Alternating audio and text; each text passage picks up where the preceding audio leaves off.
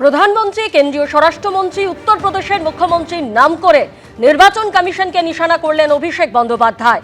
আপনারা যদি মনে করেন নরেন্দ্র মোদী, অমিত শাহ বা যোগী আদিত্যনাথ বাংলায় বিজেপির তুরুপের তাস, তাহলে আপনারা মারাত্মক ভুল করছেন। আসল তুরুপের তাস হলো মুখ্য নির্বাচন কমিশন। বিজেপি নির্দেশ দেয়, কমিশন বাধ্য ছাত্রের মতো আদেশ পালন করে। শয় শয় কেন্দ্রীয় বাহিনীর কোম্পানিকে পেহেলগাঁও, দিল্লি, মণিপুর বা নয়ডায় মোতায়েন করা জরুরি ছিল, তাদের পশ্চিমবঙ্গে পাঠিয়ে দেওয়া হয়েছে। তৃণমূলের যারা নিরাপত্তা পান তাদের টার্গেট করার নির্দেশ দেওয়া হয়েছে। এর মধ্যে আমার নিজের পরিবারও রয়েছে। যে গুজরাটি বাবুরা আমাদের কর্মীদের ঘরে বন্দি থাকার জন্য হুমকি দিচ্ছেন, ফল ঘোষণার পর 1 ঘন্টার জন্য তাদের পশ্চিমবঙ্গে দেখা যাবে না। এটা কোনো ধমক নয়, এটা একটা চ্যালেঞ্জ। সোশ্যাল মিডিয়ায় পোস্ট অভিষেক বন্দ্যোপাধ্যায়। সোশ্যাল মিডিয়ায় পোস্ট করতেই থাকবেন, আরো করবেন, অনেক করবেন।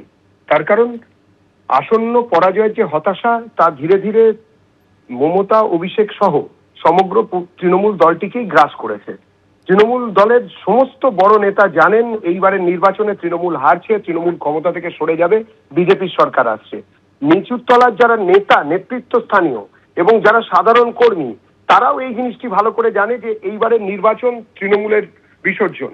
এই নির্বাচনে তৃণমূল আর থাকবে না। পশ্চিমবঙ্গের প্রথম ভারতীয় জনতা পার্টির সরকার আসতে চলেছে, যেটা কিনা পশ্চিমবঙ্গের বাঙালির জনতার সরকার হিসেবে দাঁড়াবে। সুতরাং এইসব পরাজয়ের আগে এইসব ধরনের কথাবার্তা, হতাশার কথা আরো বেশি করে বলবেন।